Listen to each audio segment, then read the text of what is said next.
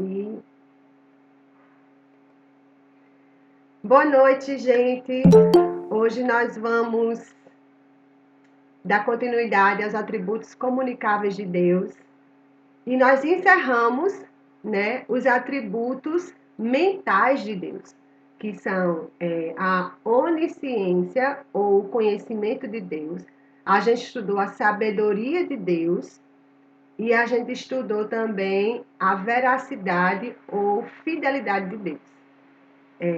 Para quem perdeu essas aulas, está gravado lá no YouTube. É só entrar no YouTube da comunidade que esses videozinhos estão lá, tá certo? E hoje nós vamos dar continuidade com outro grupo de atributos. Nós estudamos os atributos mentais. Agora nós vamos estudar os atributos morais de Deus, né? E o primeiro atributo moral de Deus se chama bondade. E a definição que Gruden dá para bondade é: a bondade de Deus implica que ele é o parâmetro definitivo do que é bom. E tudo o que Deus é e faz é digno de aprovação. Ou seja, a bondade de Deus, é o parâmetro que define aquilo que é bom. Tudo que é bom, ele só tem como parâmetro a bondade de Deus. E só Deus aprova o que é bom e o que não é. Certo? Então, vamos lá. Então, nessa definição que a gente acabou de citar, nós vemos que bom, pode ser interpretado como digno de aprovação. Mas aprovação de quem? Quem é que aprova o que é bom e o que não é bom? Nós não somos livres para decidir por conta própria o que é digno de aprovação e o que não é. No entanto, o ser e os atos de Deus são perfeitamente dignos de sua própria aprovação. Ele é o parâmetro definitivo do que é bom. Só Deus pode dizer que algo só Deus pode aprovar ou não o que é bom. Porque ele é o parâmetro, ele é bom, ele não tem bondade, ele é a bondade. Então, só ele pode aprovar o que é bom ou não. A gente não tem como dizer, isso é bom, isso não é bom, certo? E aí a gente vê isso nas escrituras. Em Lucas 18, 19, Jesus mesmo, ele fala sobre isso e ele respondeu: por que você me chama de bom? Ninguém é bom a não ser um, que é Deus. No Salmo 100, no versículo 5, diz assim: porque o Senhor é bom, a sua misericórdia dura para sempre, e de geração em geração a sua fidelidade. O salmista ainda no Salmo 106 diz assim: aleluia, deem graças ao Senhor, porque Ele é bom, porque a sua misericórdia dura para sempre.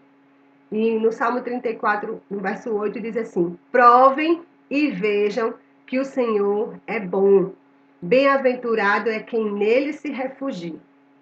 Então, a gente pode ver que as escrituras o tempo todo estão falando que Deus é bom. Mas o que realmente é bom? A palavra bom, Como a gente viu anteriormente, bom é aquilo que Deus aprova. Aquilo que Deus aprova é bom. E por que aquilo que Deus aprova é bom? Porque Ele aprova, Então, a gente não tem como fugir disso, Então, bom é aquilo que Deus aprova. E Deus aprova alguma coisa porque, Ele é bom. Não sei se vocês entenderam, é uma coisa meio assim, fica meio redundante, Mas a gente precisa entender que só Deus aprova o que é bom e o que não é, certo? Então, não há parâmetro mais elevado do que o próprio caráter de Deus, Então, o caráter de Deus é o parâmetro mais elevado e sua aprovação daquilo que é compatível com esse caráter. Então, aquilo que Deus aprova que é bom é compatível com o caráter dele. Aquilo que não é compatível com o caráter dele não é aprovado por ele como bom. No entanto, Deus nos deu certo reflexo, do seu próprio senso de bondade. Ele compartilha conosco um pouco desse senso do que é bondade, né? E de modo que quando avaliamos as coisas, quando a gente vai avaliar as coisas segundo a maneira de Deus e não segundo a nossa própria maneira, ou segundo o nosso próprio conhecimento humano, mas quando a gente avalia as coisas segundo a maneira de Deus, segundo a maneira como Deus criou, né, para ser avaliada, nós também aprovamos o que Deus aprova. Quando a gente conhece Deus e sabe e conhece o caráter dele, e conhece a vontade dele, e conhece o que ele chama de bom e o que ele aprova, por termos esse conhecimento de Deus, a gente também começa a aprovar o que Deus aprova, né? E a reprovar o que Deus reprova. Então, nós começamos a aprovar aquilo que Deus aprova, e não apenas isso, nós começamos a ter prazer nessas coisas, né? Nós começamos a ter prazer nas coisas que Deus tem prazer. Então, a gente viu aqui falando sobre esse bom de Deus, né? Está relacionado com a sua aprovação. E a gente tem outro aspecto, que nessa definição que a gente viu anteriormente, que afirma que tudo que Deus faz, né? Não só o que ele é, mas tudo o que ele faz é digno de aprovação, né? E a gente tem prova disso na narrativa da criação. Em Gênesis 1:31, por exemplo, quando Deus diz assim: Deus viu tudo o que havia feito e eis que era muito bom. Houve tarde e manhã, o sexto dia. No Salmo 119:68, diz assim: Tu és bom e fazes o bem, ensina-me os teus decretos. Então, Deus não só é bom, como tudo que ele faz é bom. E aí, Paulo, ele tendo esse conhecimento, ele nos encoraja a descobrir na vida prática, na nossa vida cotidiana, como a vontade de Deus é para nós, boa, agradável e perfeita, né? Como tem lá em Romanos 12:12. Paulo nos encoraja a descobrir isso, que viver uma vida prática, né, da palavra de Deus, conforme Deus quer que nós vivamos, a gente descobre que a vontade dele para nós é boa, porque é um estilo de vida que ele aprova, né? É agradável a ele, ou seja, dá prazer a ele e é perfeita. Então, o que nos resta é nós nos alinharmos, né, à vontade de Deus.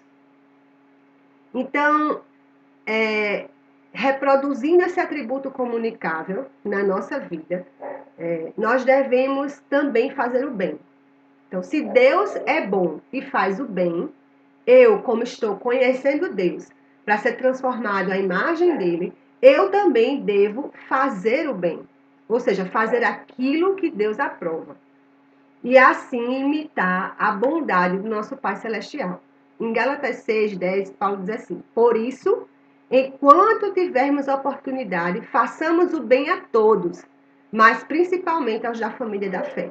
Então, Paulo nos encoraja, né, a fazer o bem a todos.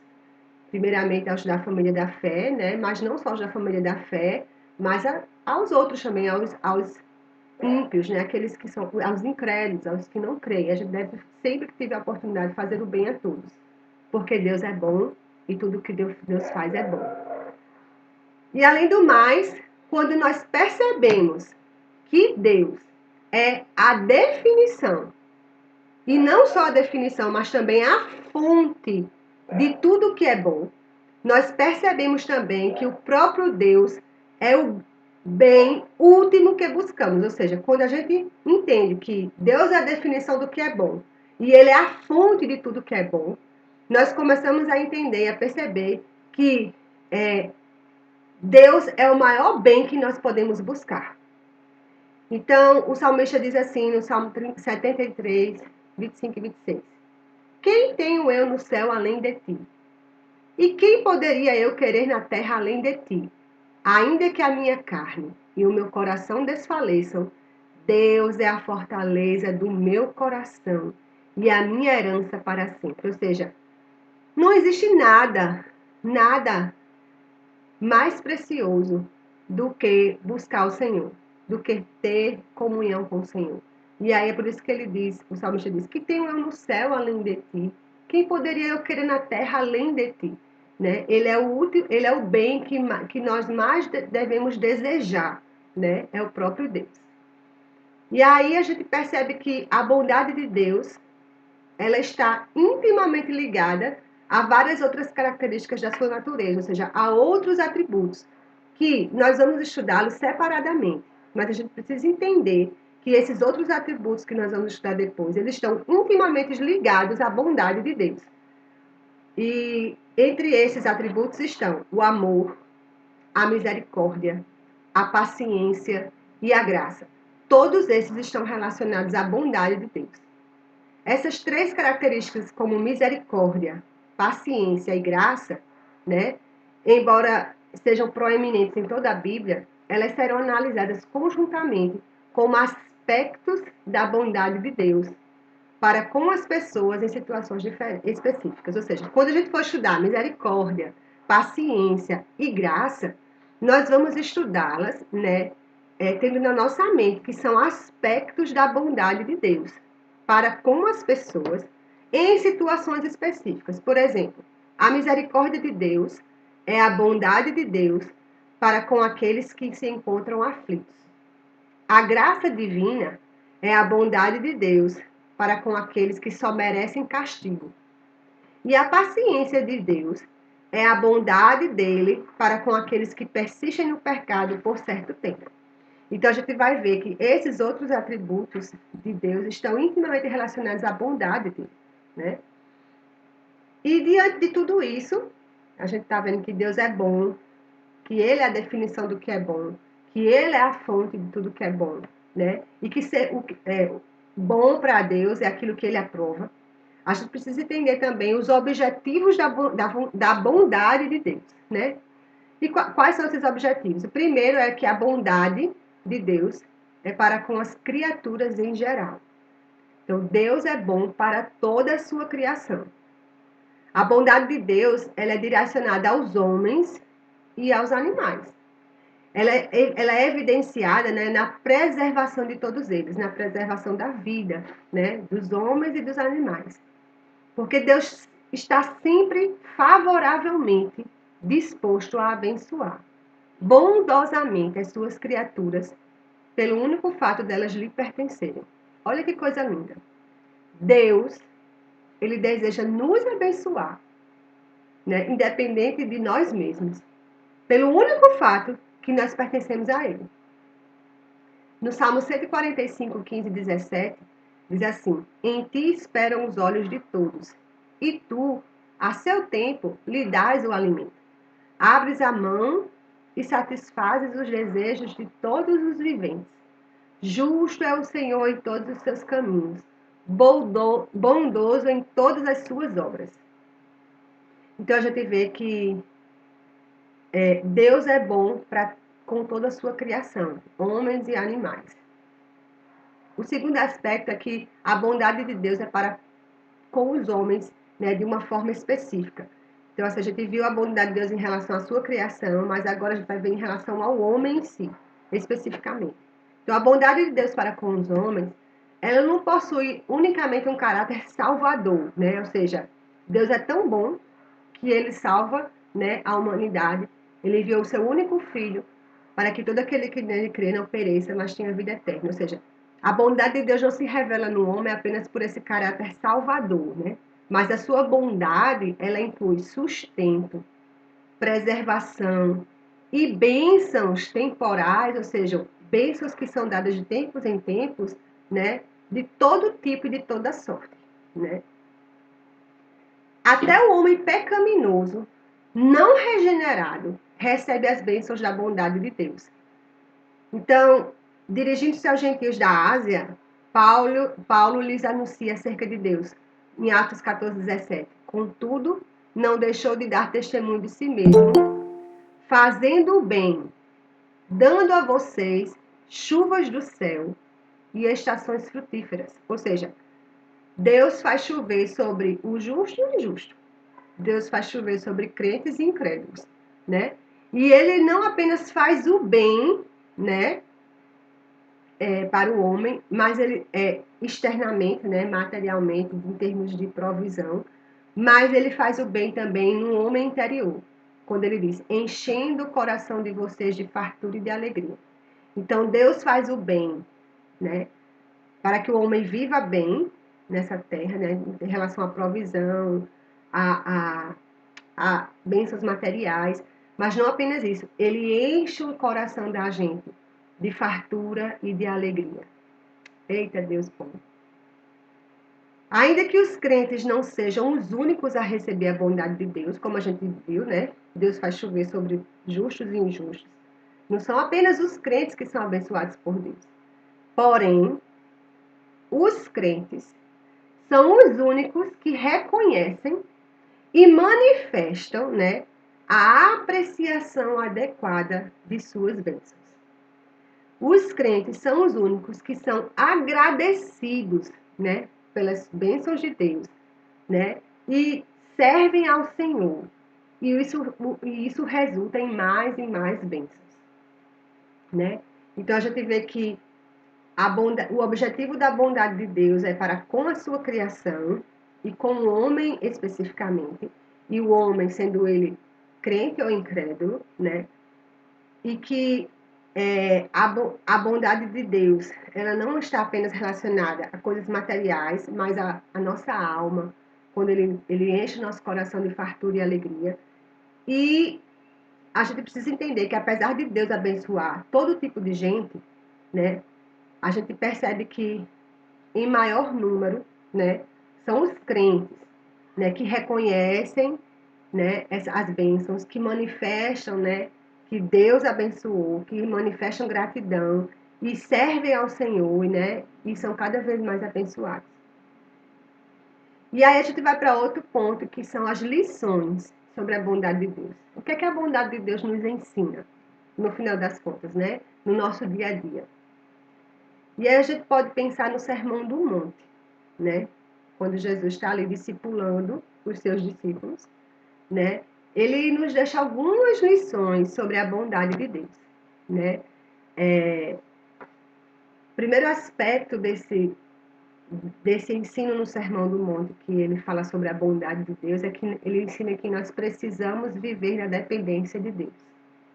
Isso está em Mateus 6, 25 a 34, que diz assim: Por isso, digo a vocês, não se preocupe com a sua vida, quanto ao que irão comer ou beber, nem com o corpo, quanto ao que irão vestir. Não é a vida mais do que o alimento, e não é o corpo mais do que as roupas. Observe as aves do céu, que não semeiam, não colhem, nem ajuntam nem em celeiros. No entanto, o Pai de vocês que está no céu as sustenta. E a gente vê aqui a bondade de Deus para com sua criação. Será que vocês não valem muito mais do que as aves? Quem de vocês, por mais que se preocupe, pode acrescentar um côvado ao curso da sua vida? E por que se preocupam com o que vão vestir? Observem como crescem os lírios do campo. Eles não trabalham nem fiam. Eu, porém, afirmo a vocês que nem Salomão, em toda a sua glória, se vestiu como qualquer deles. Ora, se Deus veste assim a erva do campo que hoje existe e amanhã é lançada no forno, não fará muito mais por vocês, homens de pequena fé? Aí a gente agora vê a bondade de Deus especificamente sobre o homem. Portanto, não se preocupem dizendo: que comeremos? Que beberemos? Ou com que nos vestiremos? Porque os gentios é que se preocupam com todas estas coisas. O Pai de vocês, que está no céu, sabe que vocês precisam de todas elas. Mas busquem em primeiro lugar o reino de Deus e a sua justiça, e todas estas coisas lhes serão acrescentadas. Portanto, não se preocupem com o dia de amanhã, pois o amanhã trará os seus cuidados e basta ao dia o seu próprio mal. Então, essa passagem ela ensina especialmente que os cristãos devem viver confiantemente na dependência do sustento proveniente da bondade divina. A gente precisa aprender a confiar no Senhor, a depender do Senhor, né? E essa passagem do Sermão do Monte, ele fala sobre essa dependência do sustento, né? Que é proveniente da bondade de Deus. O que é verdadeiro quanto aos pardais e à erva do campo, deve ser verdadeiro também a respeito de nós, homens, que fomos criados à imagem e semelhança do nosso bondoso Deus. Portanto, o que nos cabe é viver sem ansiedade. Difícil, né? Esperando inteiramente na bondade do Senhor. Viver sem ansiedade, esperando inteiramente na bondade do Senhor. Jesus considera a ansiedade pelas coisas essenciais da vida como incredulidade. E isso é grave. Eu sou uma pessoa muito ansiosa, mas eu sempre, quando eu estou muito ansiosa, eu me aquieto diante do Senhor e eu peço perdão ao Senhor, porque eu entendo que a ansiedade é fruto da minha incredulidade. Então, toda vez que eu estou muito ansiosa, eu paro diante do Senhor e digo, Senhor, me perdoa. Porque eu sei que isso é reflexo da minha incredulidade. Isso é reflexo da minha falta de confiança em Ti. Me ajuda, Senhor. Me ajuda a crer. Me ajuda a depender unicamente de Ti. E descansar na Tua presença. Essas são coisas que eu tenho que fazer. Senão eu não consigo sair desse ciclo de ansiedade. E isso é um desafio para todos nós. Cada um tem seus níveis de ansiedade, cada um tem seus desafios em relação à ansiedade. Uns são poucos, né? Tem gente que não é muito ansiosa, tem gente que já é mais ansiosa. Eu acho que a gente está vivendo num mundo hoje onde a ansiedade, né, atacou o homem com toda essa pandemia. E a gente tá vendo, a gente vê, né, que ela veio com muita força e intensidade. Mas é uma ótima oportunidade para a gente trazer a memória de que ansiedade é um problema da alma, é um problema social, mas antes de tudo é incredulidade. E a gente tem que entender que o nosso Deus é bom e a gente tem que crer confiantemente nele, viver na dependência do sustento dele, porque a bondade de Deus ela atinge toda a sua criação e aos homens também. E que se ele faz preservar, né, como diz aqui, as aves dos pardais e a erva do campo, ele vai fazer isso comigo também. O desafio é entre eu e eu, né? E alinhar as minhas emoções e os meus pensamentos com a vontade de Deus, que é boa, perfeita e agradável, com a palavra dele, com quem ele é. Ele é bom. E a bondade dele inclui sustento.